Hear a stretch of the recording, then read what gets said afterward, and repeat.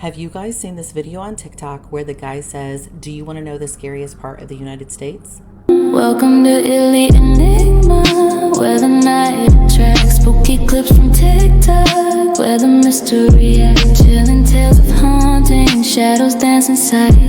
Join us as we explore the paranormal fright. In the stillness of the night, whispers call your name. Subscribe, like, and share. Welcome, wanderers of the Eerie. Tonight, we're not stepping into haunted houses. We're driving into them. Because some roads don't just take you somewhere. They take something from you. There's something about highways at night. The way the world narrows down to two beams of light. The way the darkness feels thicker the farther you drive. Highways were built to connect cities, to move people, to shorten distance. But they also created something else. Anonymity. Across thousands of miles of American roadway, people disappear. Long-haul trucking corridors, remote desert stretches, mountain passes with no cameras, no witnesses, no memory. Law enforcement has investigated patterns of serial offenders using interstate systems to move undetected. Because when you're just passing through, no one learns your name. And then there are the stories. The hitchhiker who vanishes before you reach the next exit. The car that follows you for miles, then disappears where there was no turnoff. The woman in white standing in the middle of the road, who isn't there when you slam on the brakes. Some highways have body counts. Some highways have legends. And some have both. Tonight, we're driving through the most dangerous and haunted roads in America. From desolate desert interstates to mountain highways known for fatal crashes, to stretches once nicknamed the Devil's Highway. So buckle up, and if you see someone standing in the road after midnight, ask yourself one question. Are they trying to get a ride, or were they never supposed to be there at all? The creator in this first video talks about Highway 40 and how the FBI estimates there to be over 100 serial killers. Yes, you heard that right. Over 100 serial killers on I-40. Let that sink in. Now, I-40 is a major highway in America. It runs from east to west. It's an east to west transcontinental highway spanning approximately 2,556 miles. It runs from Barstow, California, all the way to Wilmington, North Carolina. And it traverses 8 states: California, Arizona, New Mexico, Texas, Oklahoma, Arkansas, Tennessee, and North Carolina. So it is massive. It's a massive highway. I've personally traveled I-40 many, many times, and I'm sure many of you all have as well. So let's hear what the FBI has to say about their stats on some of these serial killers and traffickers that like to travel across I-40. Have you guys seen this video on TikTok where the guy says, "Do you want to know the scariest part of the United States?" I can't stop thinking about his video. He goes on to state that the scariest part is Interstate 40, which goes across the entire country from east to west. He says that Interstate 40 has more missing people and more violent crimes than any other stretch of road in the entire world. He also states that the FBI is currently looking for over 100 serial killers that are truck drivers that operate along I-40. Imagine how many truck drivers we pass every day. And I know most truck drivers are great people. They provide an amazing service for all of us. However, there are a few nefarious ones out there that are sprinkled in, and you just never know.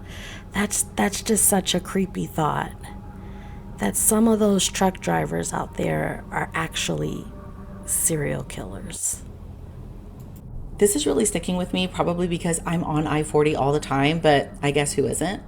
I started wondering how truthful this was, how factual this was. So I did look up this FBI initiative. And apparently in 2009, there was an initiative that began with the FBI, and they are looking for long haul truck drivers that are acting as serial killers along the interstates, including I-40.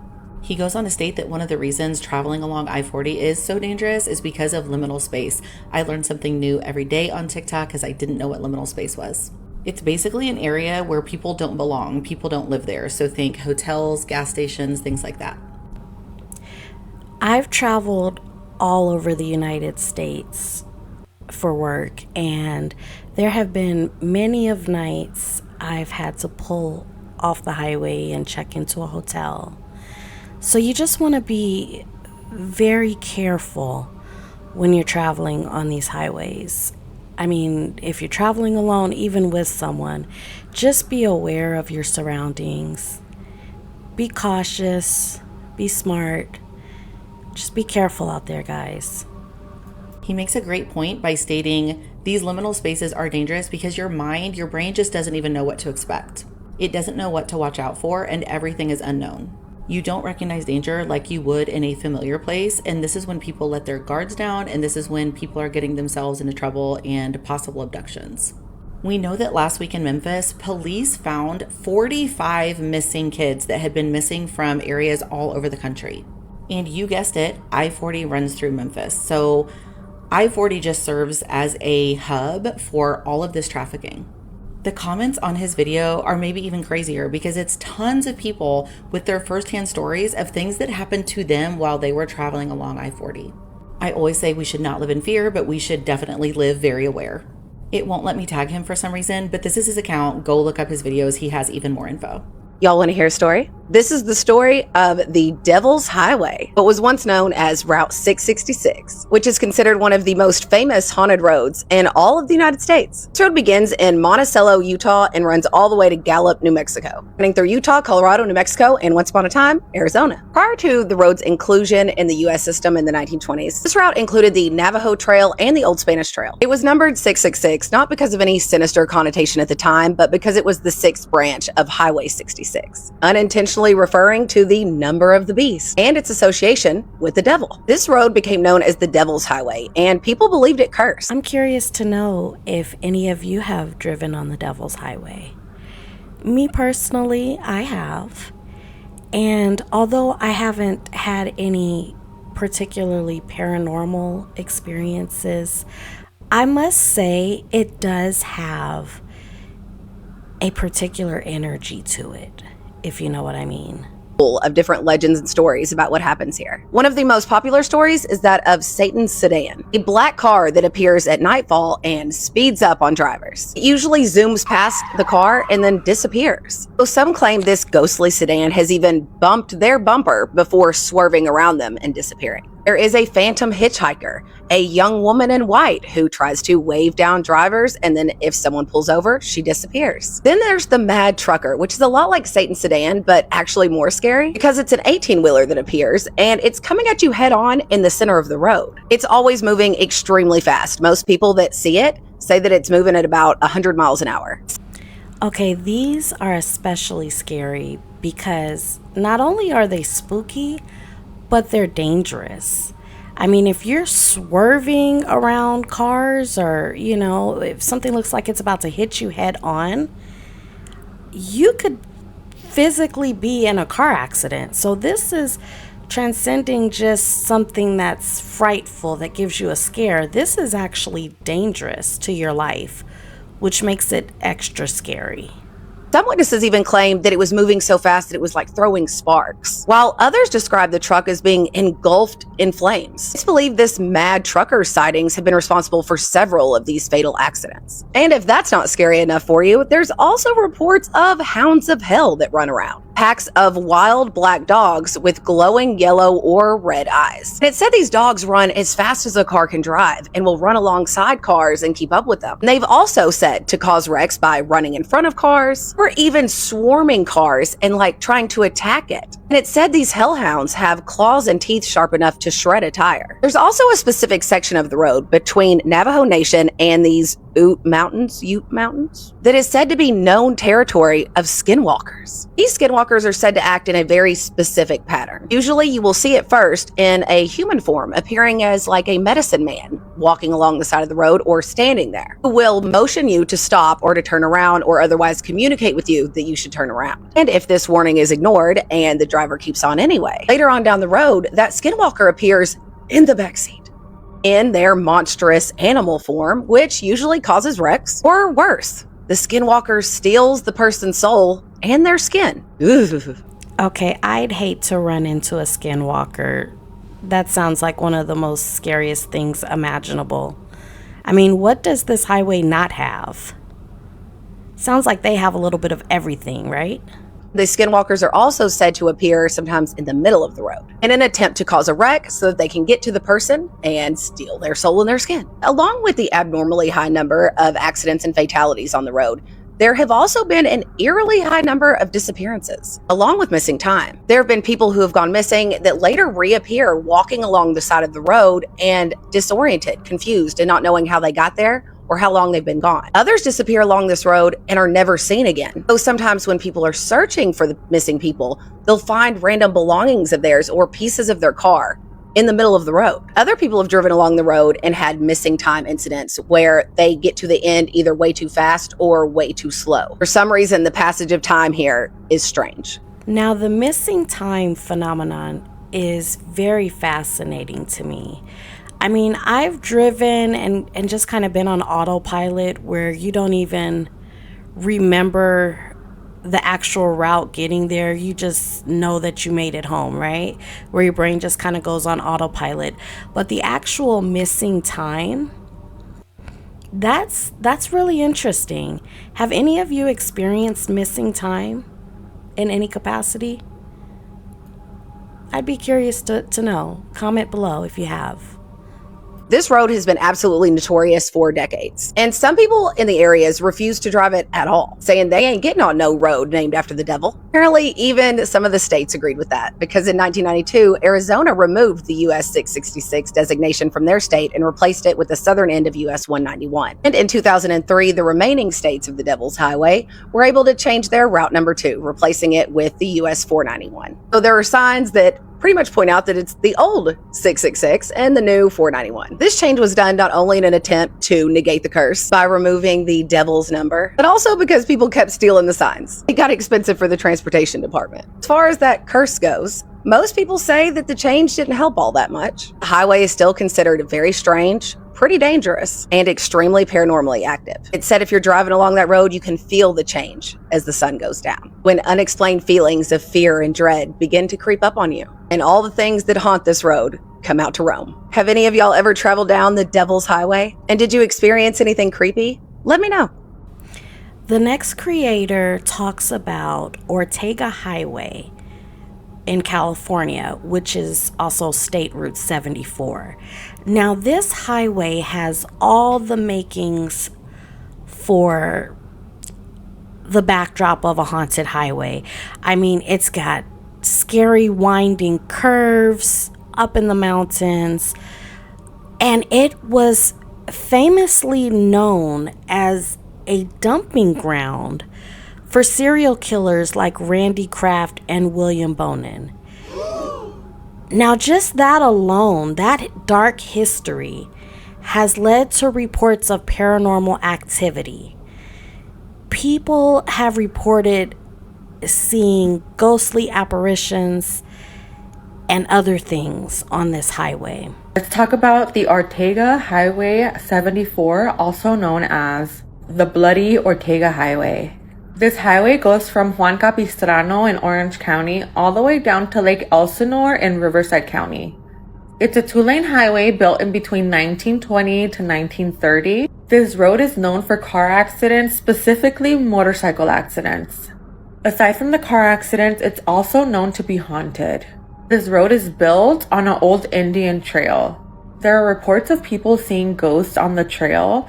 There are reports of seeing gnomes and a lot of spooky apparitions. There's also reports of people seeing a headless and handless woman that was dumped there by her 2 sons. A lot of bodies are also dumped there, as you could see here. It's known for being a dumping ground for serial killers. This is Patrick Henry, the trash bag killer, and he dumped a few bodies there. This is William Bonin. He also dumped a few bodies there. He is known as the freeway killer. Have you driven Highway 74 and have you seen anything? Let us know. Wow, that highway really does have a dark past. I wouldn't want to drive on it at night, for sure. I threw in this next video because the creator gives an interesting perspective on why some of us may have anxiety from driving on the highway. I personally have had moments where I've been on the highway and just became filled with anxiety. I don't know if any of you have ever experienced that feeling, but I thought her perspective was quite interesting. Let's take a listen. Highways trigger your nervous system for a reason. You know, if highways make your anxiety spike, but local roads don't, this isn't random. Highways remove your sense of escape. You can't slow down easily, and you can't pull over whenever you want. You're surrounded by speed and unpredictability. And for a nervous system that already struggles with safety, this feels like being trapped while overstimulated. Your body isn't thinking, this is dangerous. It's thinking, I can't get out if I need to. That's why highways feel different than side streets, and why exposure alone doesn't fix it. So until the nervous system learns that it's no longer under threat, it will keep reacting, no matter how many times that you prove that you're okay. So, you know, if highways are your breaking point, your system isn't weak, it's protective. There's a cursed highway right down the road from our house. Story time. People call it the road that eats children, and you'll see why. Wait a minute, pause. Did she say the road that eats children? Okay, this is gonna be good. As kids, we were all taught not to go anywhere near this road because so many children and pets had died out there, and some adults too. There have been so many wrecks because of people seeing things that aren't there. Locals think that this road is cursed, and it lures victims out there by showing them a loved one, someone who may be alive or has passed on, just something to lure you in. So back in the early 70s, there was a man, woman, and their 3 kids, and they pulled into a church parking lot that was located on this road. So Dad goes into the church to talk to the pastor while Mom and the kids wait out in the truck. So all of a sudden, while Dad's in the church, he hears tires squalling, a loud bam, and people start screaming. He runs outside, and that's when he finds out the mom had let the kids out to play, and his 3-year-old son had run out the highway and got hit by a Mack truck. The mom and siblings swear that he all of a sudden stood up, began smiling, and said bop bop, and took off running towards the road. Bop bop was his grandpa who died a month prior, and they think that's what he saw in the highway. But they don't think it was his grandpa's spirit. They think it was a demon pretending to be Bop Bop to get him out there. Ooh, now that is some sinister stuff right there. About 10 years ago, they bulldozed down that old church, and a new family bought this property and moved in, and this older woman was babysitting her 3-year-old grandson on a regular basis. So on this summer day, they cooked, they played, they watched TV, they were just having a great time together. Around lunch, she goes in the bathroom, and while she's in there, her 3-year-old grandson manages to slip out the door. She comes out the bathroom, she don't see him, she calls his name, he don't answer, so she goes out the front door, and that's where she sees this baby with his arms wide open run into the highway. He was smiling ear to ear when he was hit by a Mack truck right in front of his grandma. She was less than 5 feet behind him when he was hit by that truck, and she was almost hit herself. This poor baby was gone, and there wasn't much left of him after the impact. Okay, what's up with this thing going after the little kids? And for that child to go in the same way as the other one? Oh, wow, that's scary. Truck driver was going the speed limit. He didn't even know he'd hit anything. He glances in a side mirror, and that's where he sees a woman running out of her yard, and she drops down in the middle of the highway, so he thinks she's in trouble. He slams on brakes, turns around, and runs back up to the scene, and that's where he learns he hit a child. They had fenced in that entire yard to make it childproof, and they even had a special lock on the gate, but for some reason the gate was standing wide open. Nobody knows who did it. What's crazy, Grandma sold the property, and on the day she was moving out, she pulled her grandson's cross out the ground, and she was hit and killed by a truck. Wait a minute, what? So the grandmother didn't even come out unscathed. Man, what kind of... This really is a haunted highway. Goodness.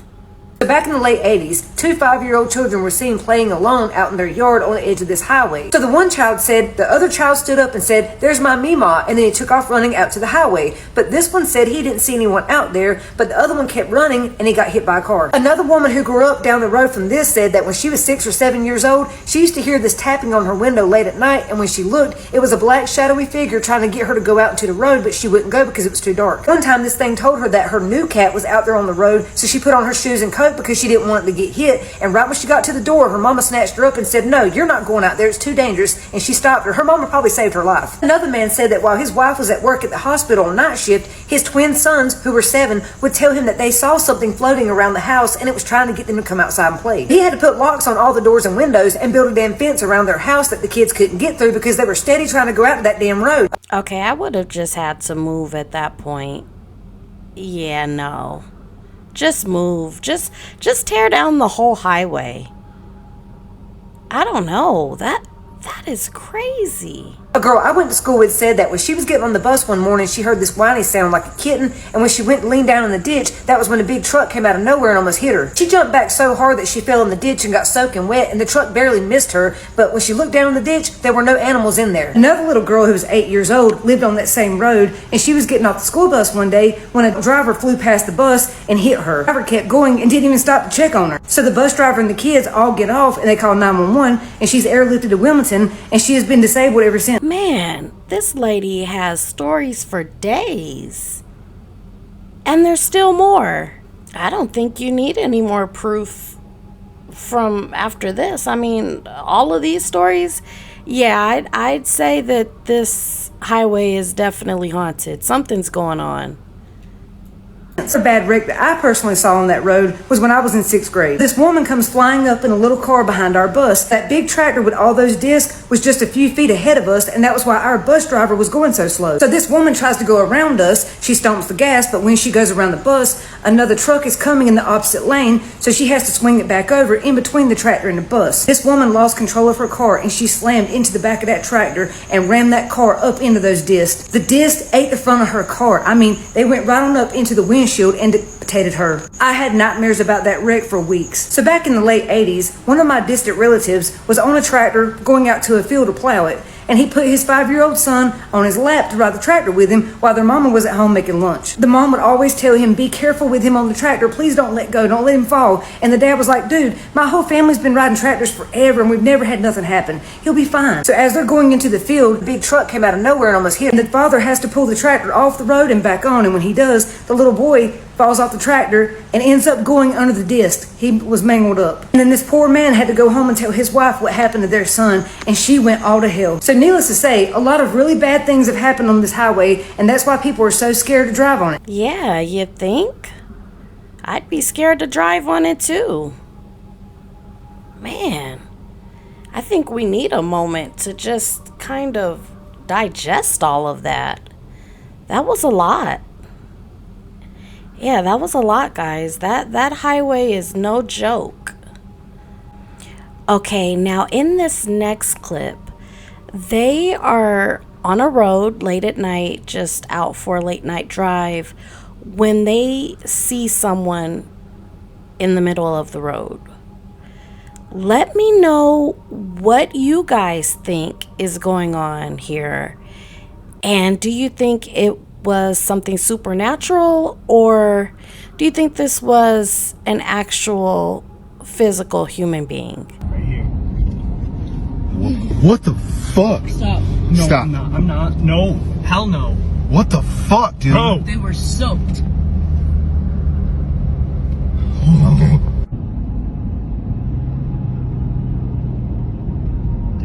There she is. There she is. There she is. Bro, what the fuck? See? That was it. That was it. She's crying.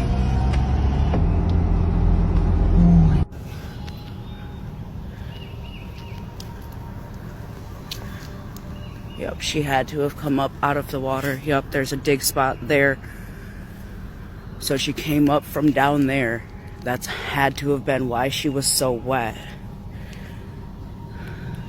This was the spot that she had left. I don't know why or what was going on.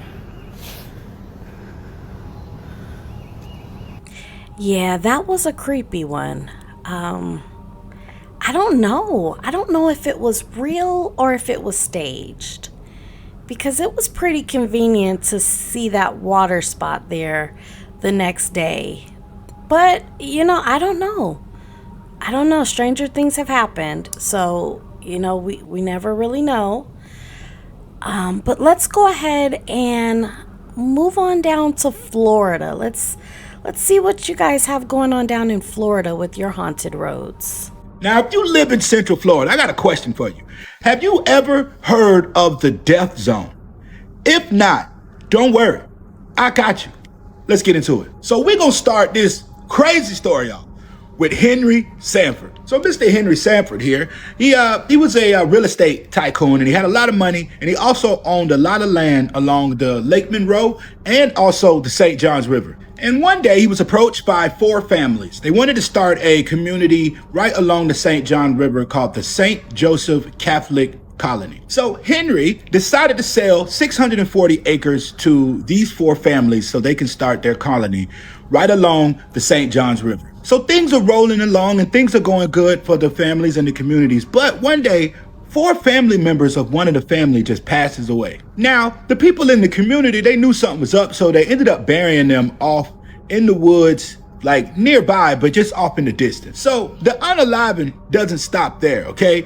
More of the people in the community just start passing away. Okay, so you know what that means, right?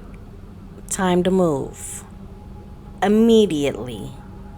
And come to find out, there was a yellow fever outbreak, and the whole town has it now. Everybody.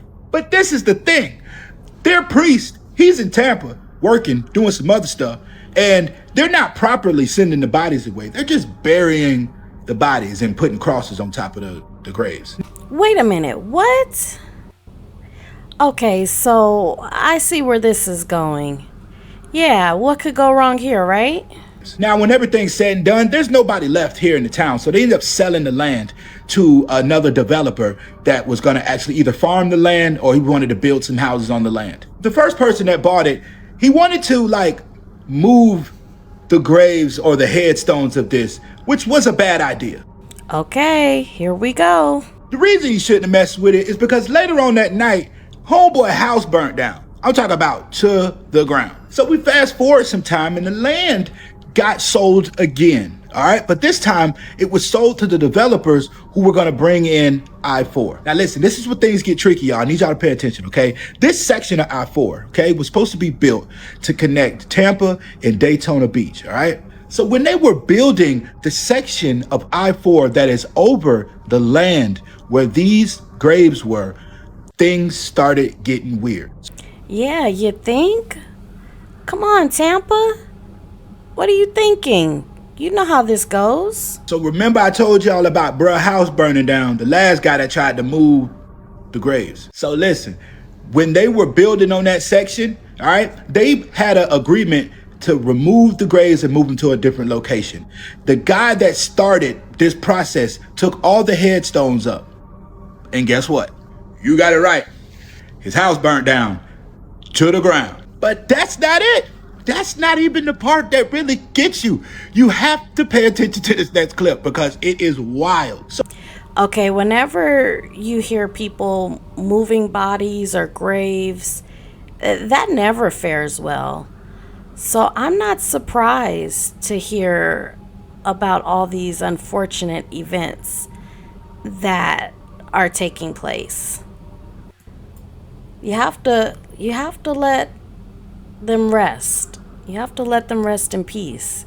Can't be disturbing them and digging up the graves and nah. So back in 1960, when they were building I-4, Florida's biggest hurricane, Hurricane Donna, swept through the state. This shit get crazy. Y'all look at this. All right, so Hurricane Donna, okay? It was supposed to come on the Atlantic side, but no, it switched its path.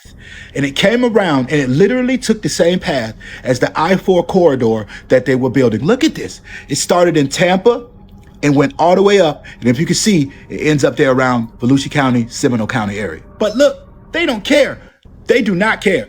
There's people like actively upset about this highway being built right over this area, but they finished the highway anyway. Now they finished the highway, they have a grand opening day. The day that I-4 opened, okay, this section of I-4 opened, an 18-wheeler is coming down the bridge, jackknifes, and the truck driver ends up being unalived. Now before I say this next thing, I gotta say this, that I-4 and I-95 are the most dangerous highways in America. I just gotta say that before I go into this next thing. So let's think about this for a minute. This area of I-4, it's not the spot that has the most wrecks because you can get on a wreck anywhere in I-4. But when you get in a wreck in this spot, you have a higher chance of being unalived.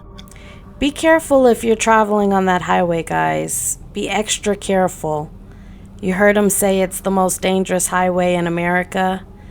So take your time and be careful. I mean a really high chance. Now we're gonna go to the headlines real quick. It says, among the scary roads, I-4 connecting Tampa to Daytona sits as one of the most haunted roads in the nation. RV Trader says the interstate sits on top of the remains of St. Joseph's Colony, a town of Swedish immigrants who died from yellow fever. Now, I saw in another article, it's supposed to be German. I'm not really sure. Y'all can do your own research on it. And there are people that say that when they're crossing this section of the highway, their radios go out, they're hearing voices on their cell phone. Some truck drivers are saying when they're on their CB radio that they get interrupted by interference that they cannot explain. And I'm gonna be 100 with y'all. I come across this almost at least 2 times a week. I go across this section of I-4. And I've been doing it for a long time, and it has been some things that I just can't explain that's happened, and I know people that have been in situations on this part of the highway, so I believe it. Now, if you have your own stories about stuff happening to you while you in this section of I-4, please put it in the comments. And if you don't know where this is coming out of Sanford going into Deltona, Florida on I-4, right before you get to Lake Monroe and the St. Johns River. Peace. Okay, now in this next clip, they're talking about the Highway of Tears in British Columbia, Canada. And apparently, since they built this highway in 1970, they have discovered over 40 women's bodies along this highway.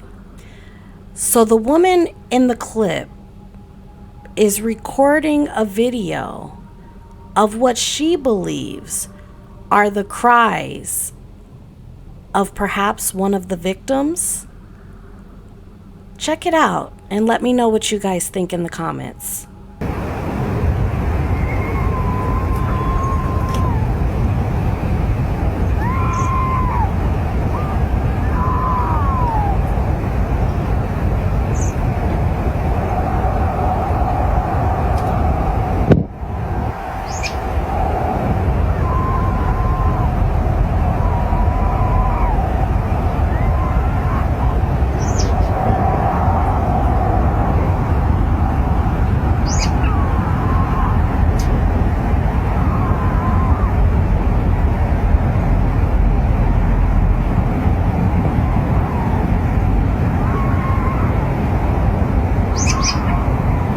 Okay, that was truly terrifying, guys.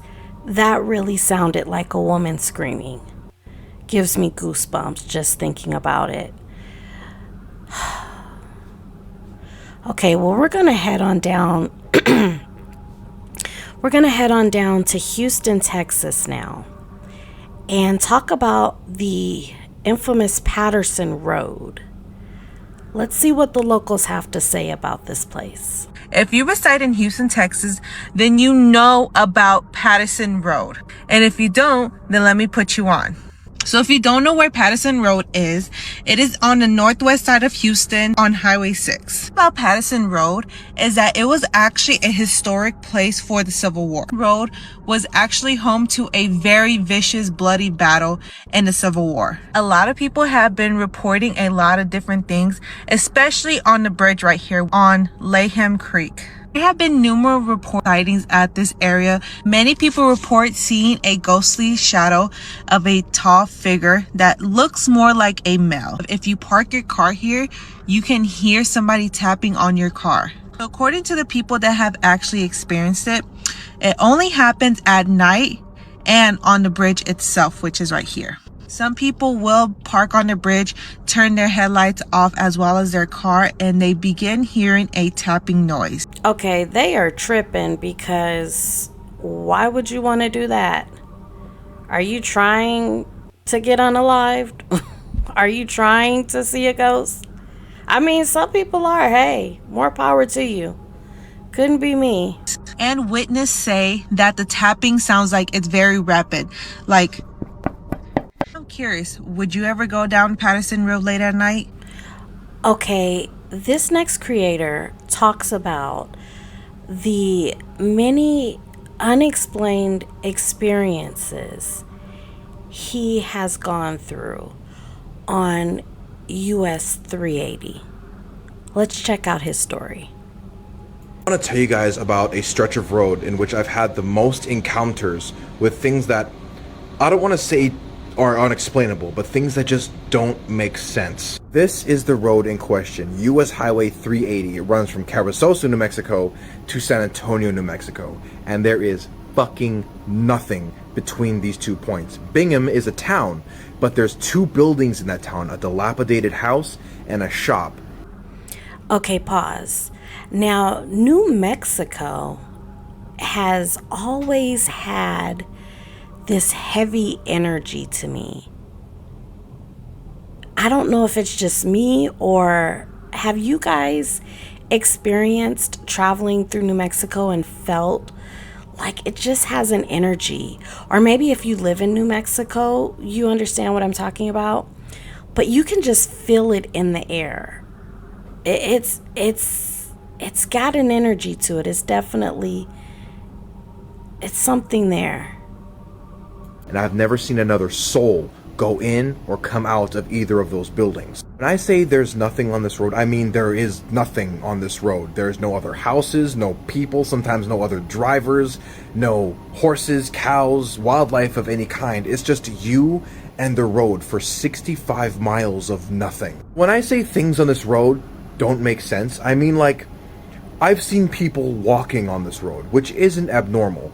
But when it's 2 o'clock in the morning and they don't have shoes on, they don't have a backpack, no water, and they're just walking, no expression on their face, no reaction to you driving past them, they're just walking. When you're traveling on these deserted desert highways, it can be quite eerie. I mean, there's literally nothing for miles and miles. So I'm sure it was quite concerning seeing people walking on these highways, because there's literally nothing for miles and miles. Like, that doesn't make any sense. Or when you're driving by super late at night and you just so happen to look out your window and there's just a man just sitting in the middle of the field on a beach chair, just watching you drive by. There's nothing around, no other car to indicate that's where he came from. He's just there watching you.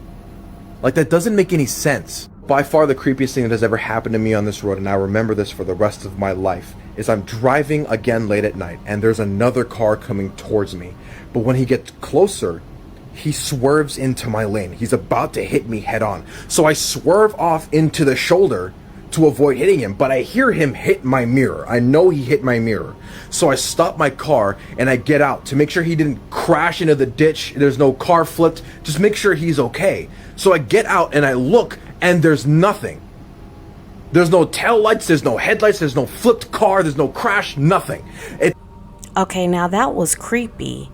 I mean, what was it, like a ghost car that hit him? It's bad enough you have to worry about regular people driving. Now you gotta worry about ghost cars hitting you too?